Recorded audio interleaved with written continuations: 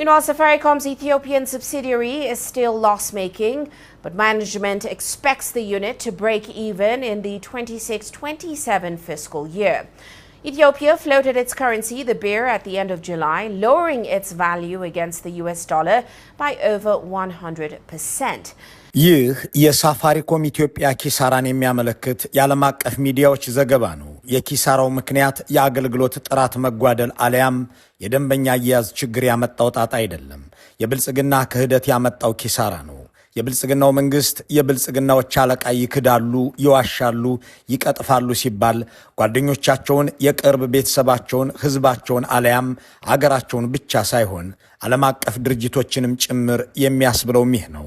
የብልጽግና ክህደት ኢትዮጵያ ዓለም አቀፍ ኩባንያዎች እንዳያምኗት የሚያደርግ የአብይ አህመድ ውሸት ይችን ለቃሏና ለዓለም አቀፍ ውሎች ታምና የኖረችን አገር እንድትናቅ የሚያደርግ አሸማቃቂ ነገር ነው የሚያስብለውም ለዚህ ነው።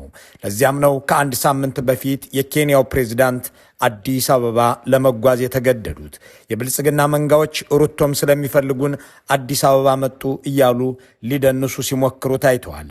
ቁም ነገሩ ግን ወዲህ ነው። ተክደው አዲስ አበባ የሄዱ ፕሬዝዳንት ናቸው። እሳቸው ብቻ ሳይሆኑ የአገራቸው ኩባንያም። ይህንንም ፕሬዝዳንት ሩቶ በቅጡ አስቀምጠውታል። እንደ አብይ አህመድ በማጅራት መችነትና ተቃዋሚዎችን በመግደል ብሎም በህዝብ ላይ ጦርነት በማወጅ ሳይሆን በዲሞክራሲያዊ ምርጫ ወደ ስልጣን መጥተው አገር የሚመሩት የኬንያው ፕሬዝዳንት ወደ አዲስ አበባ የሄዱበትን ምክንያት ይፋ አድርገዋል። ይህ እስከሚሆን ድረስ ግን አብይ አህመድ የተለመደ በሬ መንታ ወለደ የሚል ይዘት ያለው ጽሑፍ ጽፈው ነበረ። ነገሩ ወዲህ ነው። በአሁኗ ኢትዮጵያ ውስጥ አብይ አህመድ ውሸታም ናቸው፣ አብይ ቀጣፊና ከሃዲ ናቸው የሚለውን ጓደኞቻቸውም የሚመሩትም ህዝብ ሆነ ዲፕሎማቶች የሚናገሩት የአገር ነውር ነው። ለገቡት ቃል ብቻ ሳይሆን ለፈርሙትም ውል አይታመኑም የሚለውን ሀቅ ለማስቀመጥ ሲናገሩ የፕሪቶሪያን ውል ክደዋል፣ ከሶማሊላንድ ጋር የተፈራረሙትን ስምምነት ቀደዋል፣ በአስመራ ከኦነግ ጋር ያሰሩትን ስምምነት አላውቅም ብለዋል፣ ከግለሰቦች ጋር የተስማሙትን ስምምነት ጥሰዋል፣ ለማ መገርሳን ክደዋል፣ ገዱ አንዳርጋቸውን ክደዋል፣ ኢህአዴግን ክደዋል፣ ጓዶቻቸውንም ክደዋል እያሉ ሊደረድሩ ይችላሉ። ዓለም አቀፍ ኩባንያዎችንም ክደዋል የሚለውን ግን እምብዛም ሲናገሩት አይሰማም። እንዳም ሆኖ የአብይ አህመድ ክህደት በዓለም አቀፍና ድንበር ዘለል ኩባንያዎችም ላይ የተገለጠ በመሆኑ የኬንያው ፕሬዝዳንት ጫና ሲበረታባቸው ባሳለፍነው ሳምንት ወደ አዲስ አበባ ለመብረር ተገደዋል። ይህ የተካደው ኩባንያ ደግሞ ሳፋሪኮም ነው። ድርጅቱ ገና ከመጀመሪያው የሥራ ዓመቱ አንስቶ የተካደ አሁንም በኪሳራ ውስጥ እንዲቀጥል የተደረገ ነው። እንዴት ካዱት የሚለውን እንመለከታለን። እግረ መንገዳችንንም የብልጽግናን ክህደቶች እናነሳለን። ከዚህ መንግስት ጋር ውል ማሰር፣ አብይን አምኖ መደራደር እርባና የሌለው ውጤቱም መካድና ቃላባይነት መሆኑን ህወሓትን፣ ሶማሌላንድን፣ ሻዕቢያን፣ ኦነግን፣ አሰግድ መኮንንን፣ ለማ መገርሳንና መሰል አካላትን ብቻ ሳይሆን ሳፋሪኮም ኢትዮጵያንም ለምስክርነት እንጠራዋለን። ሳፋሪኮም ምን ተካደ? ምን ቃል ተገባለት? የኬንያውስ ፕሬዝዳንት አዲስ አበባ ለመሄድ ለምን ተገደዱ? እነዚህንና ተያያዥ ጉዳዮችን አብረን እናነሳለን። አብረን እንቆይ። Safaricom has been awarded the license to roll out its services in Ethiopia. President William Ruto and Ethiopian Prime Minister Abiy Ahmed reached an agreement on modalities to grant a mobile financial services license to the giant telecom. ይህ ሳፋሪኮም ወደ ኢትዮጵያ ሲገባ የነበረው ሸብረብ ነው። ጊዜው ደግሞ የ2013 መጨረሻና ያኔ አብይ አህመድ ከትግራይ ክልል ተሸንፈው ሰራዊታቸው እየፈረጠጠ ሰሜንና ደቡብ ወሎን እያቆራረጠ ነበር። የሚዋጉበት ወጣት ቢኖራቸውም የሚተኩሱት ጥይት ግን እያለቀባቸው እንደሆነ ተረድተዋል። ድሮን መታጠቅ ብቻ ያችን ወንበር ለማጽናት እንደሚጠቅምም ተረድተዋል። የተባበሩት አረብ ኤሚሬቶች ያዋሳቻቸውን የቻይና ድሮን በአሜሪካ ጫና ምክንያት መጠቀም እንደማይችሉም ያውቃሉ። ወዲህ ደግሞ ገንዘብ የላቸውም።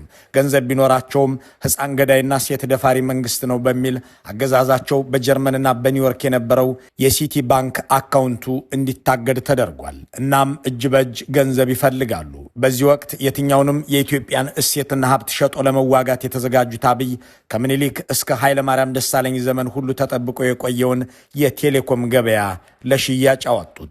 ሳፋሪኮምም $850 ሚሊዮን ለመንግስት ከፍሎ በኢትዮጵያ ገበያ ላይ ለመሰማራት ተስማማ። አብይ ከኬንያው ኩባንያ ሳፋሪኮም ያገኟትን $850 ሚሊዮን ይዘው ድሮን ከነተተኳሹና ተኳሹ ሊገዙ ነሐሴ 2013 ዓ.ም ወደ አንካራ ቱርክ በረሩ። ተሳካላቸው። ኢትዮጵያውያንን አዲስ አበባ ሆነው በየቀያቸው የሚገድሉበት መሳሪያ ገዙ። ቁም ነገሩ ከሳፋሪኮም ጋር ምን ተስማሙ የሚለው ነውና እሱ ላይ እናተኩር። በወቅቱ ኩባንያው $850 ሚሊዮን እንዲከፍል ሲጠየቅ የተለያዩ ቅድመ ሁኔታዎችን አስቀመጠ። የራሴን የአገልግሎት መስጫ ታወር ሰቅላለሁ የሚለው ከቅድመ ሁኔታዎቹ አንዱ ነበር። ብልጽግና ሳያቅማማ ተስማማ። የአብይ አህመድ አገዛዝ እንደ ጨካኝ ደላላ ሳፋሪኮም ገንዘቡን እስኪ ከፍል ሲጠብቅ ከርሞ ድርጅቱ አገልግሎቱን ሊጀምር በአዲስ አበባ ሲያስተዋውቅ የኬንያውን ፕሬዝዳንት ዊልያም ሩቶንም ጋበዘ። ሳፋሪኮም ኩም እንደተደረገ የገባው ከዚህ በኋላ ነበር። ኩባንያው ገንዘቡን ከፍሎ ስራ ለመጀመር የሚያስችሉትን የራሱን ታወሮች ለመስቀል ሲንቀሳቀስ ብልጽግናዎች የኢትዮ ቴሌኮምን ታወር መከራየት አለብህ አሉት። ይህ ከውላችን ውጭ ነው ብሎ ቢከራከርም እርባና አልነበረውምና የተፈጸመበትን ክህደት አምኖ ለመከራየት ወሰነ። የብልጽግናዎች ክህደት ግን በዚህ አላበቃለትም። ኪራዩን የምትከፍለን በዶላር ነው አሉት።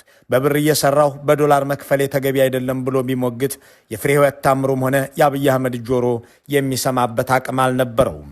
እስካሁን ድረስ ሳፋሪኮም ያንኑ ክህደቱን እንዳስቀጠላለ። የኬንያው ድርጅት የሚፈጸምበት ክህደት ግን በዚህ አላበቃም። በሁሉም የቴሌኮም አገልግሎቶች በውድድር ያለ መንግስታዊ አድሎ ትሰራለህ የሚሉ ላስሮ ቢገባም ኤምፔሳ የተሰኘውን የሞባይል ግብይት እንዳይጠቀምና በዚህ እንዳያተርፍ ክልከላዎች እንደረደሩበት እገዳዎቹን አበዙበት።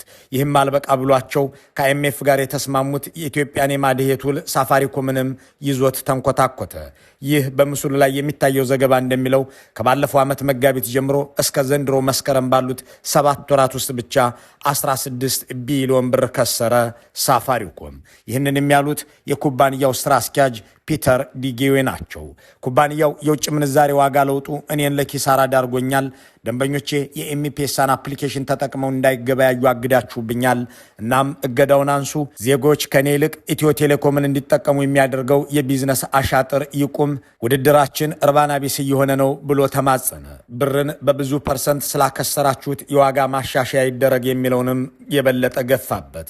ሰሚ አላገኘም። የኩባንያው ዋና የፋይናንስ ኦፊሰር ዲሊፕ ፓለር ይህንን ጉዳይ የሚያበሳጭ ይሉታል። What was different and what was actually was a bit disappointing for us is the price levels. Price levels are very low in Ethiopia. ለኛ አበሳጭ ነገር የዋጋው ጉዳይ ነው። በኢትዮጵያ ውስጥ ዋጋው አነስተኛ ነው። የዋጋ ግሽበት ጨምሯል። የዶላር ዋጋ ውድ እንዲሆን ተደርጓል። ይህ ሁሉ ሲሆን የዋጋ ማሻሻያ እንዳናደርግ ሆነናል። ሳፋሪኮም የተፈጸመበት ተደጋጋሚ ብልጽግናዊ ክህደት ቢያስመረረው ለአገሩ መንግስት ለዊልያም ሩቶ አቤት አለ። የአይኤምኤፍ ሰዎች አዲስ አበባ ሲሄዱ ይህንኑ ችግር ተናገረ እና አይኤምኤፍ የአብይ አህመድን መንግስት የቴሌኮም ኩባንያዎችን የአገልግሎቱ ዋጋ እንዲጨምሩ አድርግ ብለው ትዕዛዝ ሰጡለት። ዊልያም ሩቶም ባሳለፍነው ማክሰኞ አዲስ አበባ ሄዱ።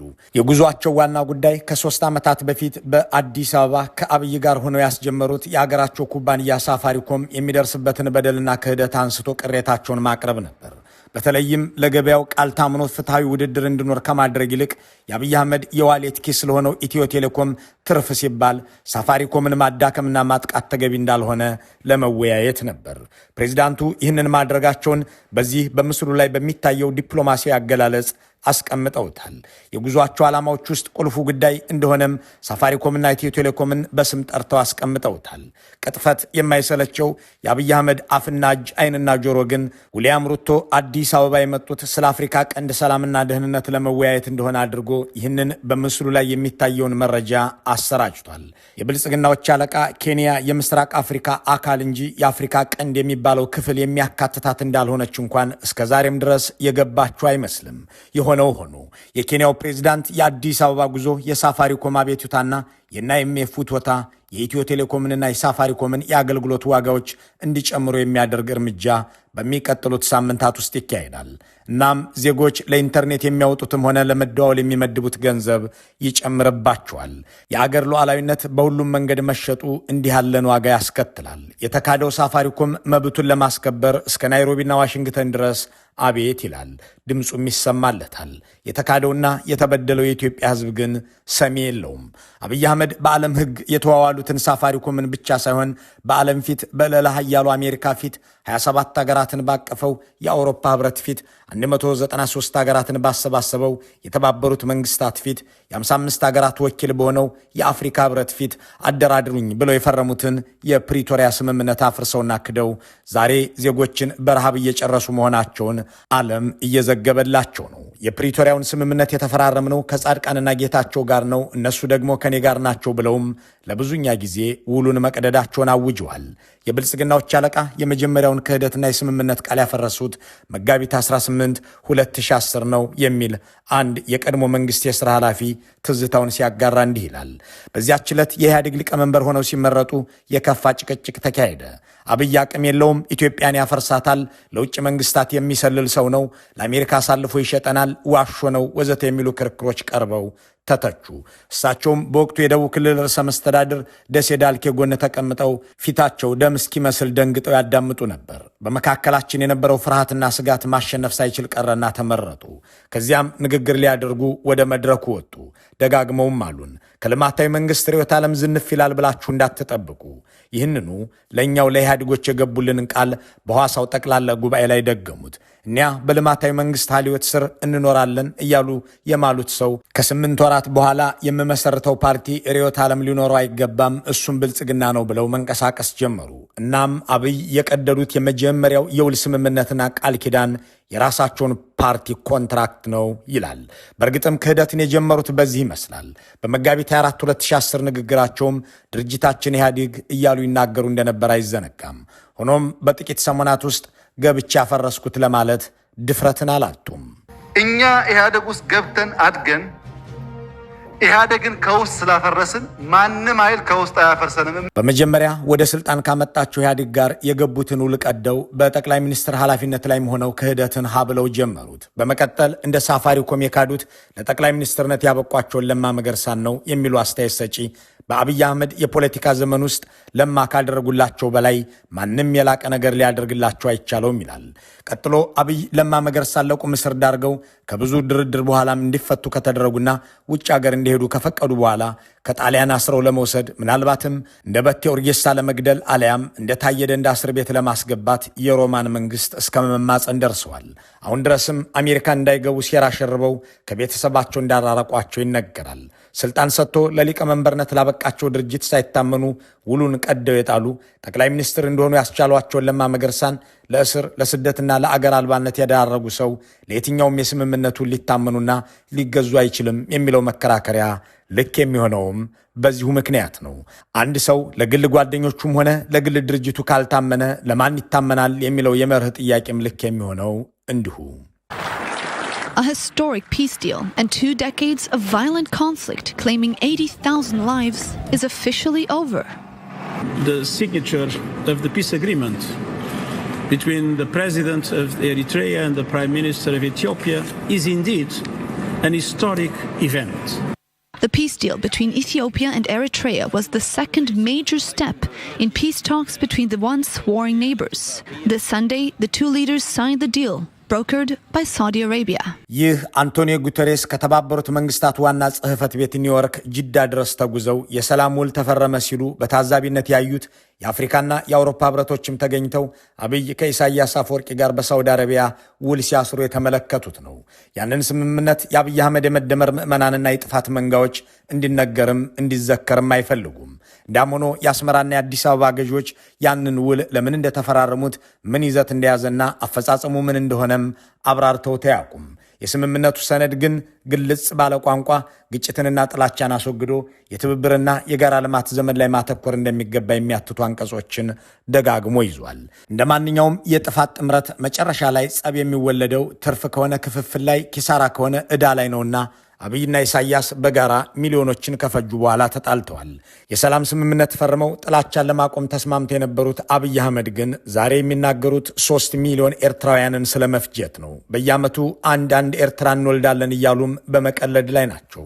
ዋጥ እናደርጋችኋለን መሆኑ ነው። በተባበሩት መንግስታት ፊት የፈረሙትን የሰላም ስምምነት ጥሰው ዛሬ ኤርትራን ስለመውረር አፈራራሚዋን ሳውዲ አረቢያንን በባላንጣነት ስለመፈረጅ የሚደፍሩ ሆነዋል። The Ethiopian government has sent a high-level delegation to Eritrea for talks with the rebel Oromo Liberation Front. It's hoped that the talks in Asmara will lead to peaceful resolution of the long-standing rift between the Ethiopian government and its opposition, the Oromo Liberation Front. ይህች የሲጂቲኤን ጋዜጠኛ የምትናገረው ነሐሴ 1 2010 ዓ.ም ወደ ኤርትራ የተጓዙትን ወርቅነህ ገበየሁንና ለማ መገርሳን በማስመልከት ነው። ሁለቱ የቀድሞ የአብይ ቲም ለማዎች ወደ ኤርትራ የተጓዙበት ዓላማ ከኦሮሞ ነጻነት ግንባር ኦነግ ጋር የሰላም ስምምነት ለመፈረም እንደሆነ ትገልጻለች። በእርግጥም የሰላም ስምምነቱ ተፈረመ። ኦነጎች የአስመራው ዲክላሬሽን ሲሉ የሚጠሩት ያውል አብይ አህመድ የውል ወረቀቶችን ቀዳደው በሚጥሉበት ማሽን ውስጥ ገብቶ ተፈጭቷል። ዛሬ ተፈራራሚው ኦነግ ሽብርተኛ ተብሏል። አፈራራሚው ለማም የእስር ማዘዣ ወጥቶባቸዋል።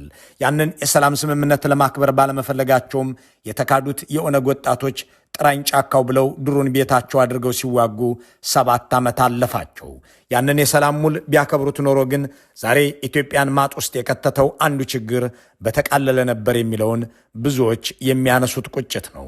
እንዲያም ሆኖ እንኳን ለፖለቲካ ባላንጣዎቻቸው ለግል ወዳጆቻቸውም የማይታመኑት አብይ በእያንዳንዱ ቀበሌ ሄደን እንዋጋቸዋለን ባሉት መሰረት ኦሮሚያን አኬልዳማ ካደረጓት እነሆ ሰሞኑን 7 ዓመት ደፈኑ። የአስመራው ስምምነት ወረቀቱም ልክ እንደ ጅዳው የስምምነቱ ተሰውቷልና የኢትዮጵያ ወጣቶች እየተሰው ቀጠሉ። አማራ በልኩ መጠቀም አለበት የሚል ስለ አማራ መብት ስለ አማራ ዲሞክራሲ የሚታገል ማንኛውም ግለሰብና ቡድን ካረጋ አመራር ስር ሆኖ ህዝቡንና ክልሉን መጥቀም ስለሚችል ይብቃን መገዳደል። አብይ አህመድ የፖለቲካ ድርድርንና መገዳደርን የሚመለከቱት እንዲህ ባለ መልኩ ነው። በእኔ ስር ግቡ፣ በባሪያዎች ስር ገብታችሁ ሎሌ ሁኑ እንጂ አገራዊ ሰላምንና ማህበረሰባዊ ረፍትን በሚሰጥ ገጹ ሲመለከቱት አይስተዋሉም። የደቡብ አፍሪካውን የሰላም ስምምነትም እንዲሁ ያለ መልክ ሰጥተውት ዶላራቸው ሲያልቅ የሚተኩሱትም ገንዘብ ሲያበቃ የተፈራረሙትን ያንኑ ልቀደው አፋፍ ላይ አድርሰውታል። ሰዎች እየገደሉበት አስርበው እየፈጁት ነው። የተፈራረምኩት ከጻድቃንና ጌታቸው ጋር ነው በማለትም በዓለም ፊት የገቡትን ቃል ክደውታል። የአማራ ኃይሎችን ባረጋ ስር ግቡ እንዳሉት ሁሉ እነጌታቸው በሳቸው ስር መሆናቸውን ካረጋገጡ በኋላ በህወሓትና የፌዴራል መንግስት መካከል የተፈረመ የሰላም ስምምነት የሚል መጠሪያ ያለውን ውል የአብይ አህመድና የጌታቸው ጻድቃን ስምምነት ብለው ታርፈዋል። ፕሪቶሪያ ተደራደር ነው ከጀነራል ጻድቃን ጋር ነው፣ ከጌታቸው ረዳ ጋር ነው፣ ከአሰፋ ብርሃ ጋር ነው። ዋነኛ ተደራዳሪ በትግራይ ወገን ጻድቃን፣ ጌታቸውና አሰፋ፣ ሌሎች ሰዎች ይኖራሉ። ዋናዎቹ ግን እነዚህ ናቸው ፈራሚዎቹ። በእኛም ወገን ይታወቃሉ። እነሱ ስጠይቃቸው ያሉኝ ነገር አለ። በስፍራው ያልነበሩ ሰዎች፣ አንዳንዶች ፕሪቶሪያን የማያውቁ ሰዎች ደግሞ ፕሪቶሪያን እናስከብር ይላሉ። እና የወለደችው እያለች የታቀፈችው እናት ልሆናለች። እንግዲህ በአብይ አህመድ አንደበት በግልጽ እንደተነገረው የሰላም ስምምነትን እናስከብር ብሎ መናገርም ወንጀል ሆኖ የሚወገዝ ነገር ነው። አብይ ተፈራርመው የቀደዱት ሌላኛው ውል ከሶማሌላንድ ጋር የፈጸሙት የመግባቢያውን ነው። ያ ፈጣሪን አሳትፈው የዋሹበት፣ ያ በሐርጌሳ አድርገን ቀይ ባህር ገባን ያሉበት፣ ያ ወደብ አግኝተናልና እልል በሉ ያሉበት ሰነድ ከሙሴ ቢሂ ጋር አዲስ አበባ ከተፈረመ በኋላ አንካራ ላይ ተቀዷል። ተፈራራሚዎቹ ሶማሌላንዶቹን ሳይነግሯቸው ክደዋቸው ከሞቃዲሾ ጋር ወገኑና ውሉን ጣሉት። ዛሬ ደግሞ 180 ዲግሪ ተገልብጠው ሶማሌላንድ በእስራኤል ዕውቅና እንደተሰጣት እንዳትዘግቡ እያሉ ለሚዲያዎቻቸው መመሪያ እየሰጡ ለባለስልጣኖቻቸውም ትዕዛዝ እያስተላለፉ ናቸው። ሳፋሪኮም ብቻ ሳይሆን ኢህአዴግ ብቻ ሳይሆን ህወሓትና ኦነግን ብቻ ሳይሆኑ እነለማና ገዱም ብቻ ሳይሆኑ እናት የተባለው አይኤምኤፍም በአብይ አህመድ አገዛዝ ተክጃለሁ፣ ከብልጽግና ጋር የተፈራረሙ ስምምነት እየተተገበረ አይደለም እያለ ነው። ይህ በምስሉ ላይ የሚታየውና ከጥቂት ወራት በፊት የወጣው የአይኤምኤፍ ሪፖርት የአብይ አህመድ መንግስት እነ ቴሌን እሸጣለሁ ብሎኝ እነ ባህር ትራንዚትን ለጨረታ አወጣለሁ ብሎ ቃል ገብቶልኝ በአጠቃላይ ፕራይቬታይዜሽንን አፋጥናለሁ ብሎ ከኔ ጋር ውል ቢያስርም እስካሁን አልተገበረም ብሏል። እናቴ ከሚሉት አይኤምኤፍም የድህነት ጓደኛዬ ከሚሏቸው ለማ መገርሳም ጠላቶቼ ከሚሏቸው ኦነግና ህወሓትም ጋር የቢዝነስ አጋር ካደረጓቸው ከነ ሳፋሪኮም ጋር የሚፈራረሟቸውን ስምምነቶች ሁሉ ከወዳጅም ሆነ ከባላጋራ ጋር የገቡት ኪዳን ሁሉ የሚቀዱት አብይ እየቀዳደዱ ቅርጫታቸው ውስጥ የጣሉት እሳቸው ሌላው ሁሉ ይቅርና ለወላጆቻቸውም ለልጆቻቸውም የሚሆኑ ናቸውን የሚለውን የመጨረሻ ጥያቄ እናድርገው። መልካሙን ሁሉ በመመኘት በዚሁ እንሰናበታለን።